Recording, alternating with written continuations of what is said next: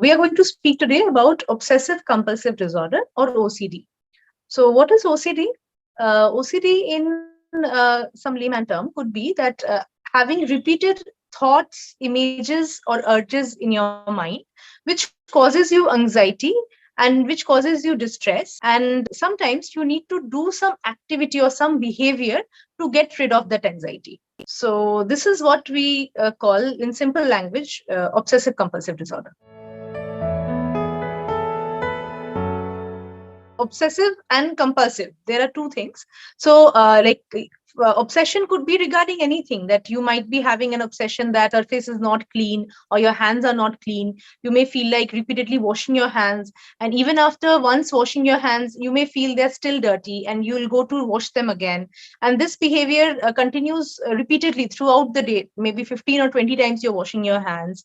Or like you may have some checking behavior, like you're checking the lock, or checking the gas is turned on or off, or the light is turned on or off. So there is repeated checking behavior. Or maybe commonly, like you might have some urges, like you may harm someone, some bad thought which you don't want to think about, but you cannot control the thought. The thought repeatedly keeps on coming in your mind. Sometimes people also see images, like in their mind they imagine some images which they do not want to see, but repeatedly those images keep coming in their mind, and such obsessions appear. So just to reduce those obsession, what a patient does is he or she links it to some behavior, so that that behavior reduces the anxiety. So, for example, if you feel that your hands are dirty, you will repeatedly wash your hands. Or if you feel that like by counting something, maybe your anxiety will reduce, so you will keep on counting something.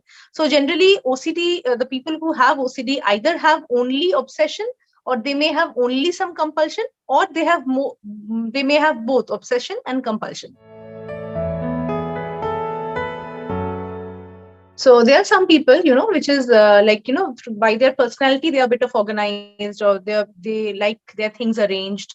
So that kind of thing doesn't cause you anxiety. So that is something which they like. So once suppose your table is arranged and you like it, and you can go to your workplace or you can go to your office or something.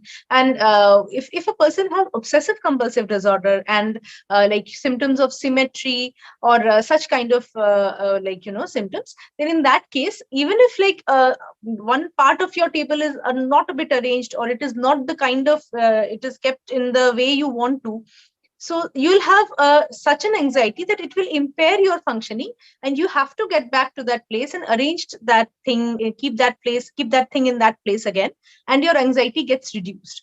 So after some time, again you'll come back to that place and see if that is kept properly. Again you'll try to move something and keep it proper the way you want to. So this thing keeps on coming back again and again. A person who doesn't have OCD and only likes to see his things arranged will do it once. But a person who has a disease will again come back, repeatedly come back to see if that is arranged properly. And that is what is, that repeated checking behavior, repeated symmetry, that is the symptom of OCD. Causes and triggers might be many, because OCD, as I said, it has a lot of components, like biochemical components. There is changes in the brain, hormonal changes, or structural changes in the brain. Our studies have found that out, that OCD patients have changes in all these patterns. And there is some biochemical basis, and that is why medicines are needed to treat OCD, and you cannot only overcome OCD with habits. So that is one point. And second thing is, like OCD is linked with many other psychiatric disorders, comorbid psychiatric disorders. Like along with OCD, you may have anxiety, you may have depressive disorder, you may have a substance use disorder. So these things might be accompanied with OCD. For OCD, we have both, as I said, pharmacotherapy and psychotherapy. So OCD is a disease which has a biochemical basis and which also has a psychological basis, because a patient learns this behavior, that once he does his compulsive behavior, he does his checking habit or his counting habit, his anxiety reduces. And thus the patient himself sets a cycle of repetitive behaviors and repetitive thoughts, and this is a learned behavior. So we teach OCD patients to unlearn this behavior. There are techniques in psychotherapy, which we say cognitive behavior therapy and exposure response techniques, in which the your psychologist will teach you some habits to overcome this repeated pattern that you have created. So that is the psychotherapy part of it. And medicines, we also have like good medicines that work for OCD. And along with psychotherapy, if you continue your medicines, and together you will be able to overcome OCD much better. Most of the people in family, whenever a person has OCD, they think it is a kind of their habit, or maybe it is their personality that they want to stay clean, and they confuse that with it. And sometimes even patients who have OCD, they try to hide that behavior, they try to deny that, and and they deny their symptoms, they come to the doctor late. So if the symptoms we discussed before, if you're repeatedly having these symptoms, it is causing you distress, and you can understand that this is impairing your function. You understand that your hands are not dirty, but still you're going on repeating the behavior. Or sometimes the patient doesn't understand, but the relatives observe that a person is repeatedly doing such kind of behaviors. Many a times they spend more than 1 hour in the bathroom. So do notice such symptoms. And if you notice OCD symptoms early, early detection is possible. OCD is not preventable, but you can detect it early, so that once you detect OCD early and you start your medicines and you start your psychotherapy, what will happen is you will gain some years of your life. You'll gain some years of your functional life. You'll get back to your functional life earlier.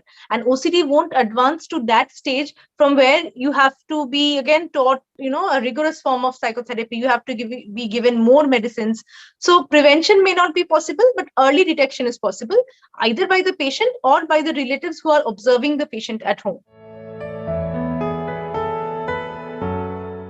Since OC symptoms have like a sort of waxing waning features, so sometimes a patient has to keep a lot of patience to go through treatment. And many times OCD patients come with depressive symptoms, that they are not getting better. So that can be a comorbid disease. Then anxiety, generalized anxiety disorder could be something comorbid. Along with that, there might be other symptoms of, like insomnia or maybe substance abuse. And all these things can be linked with OCD. But most commonly, OCD is linked with like major depressive disorder and anxiety disorders. Some OCD patients also do develop some psychotic symptoms.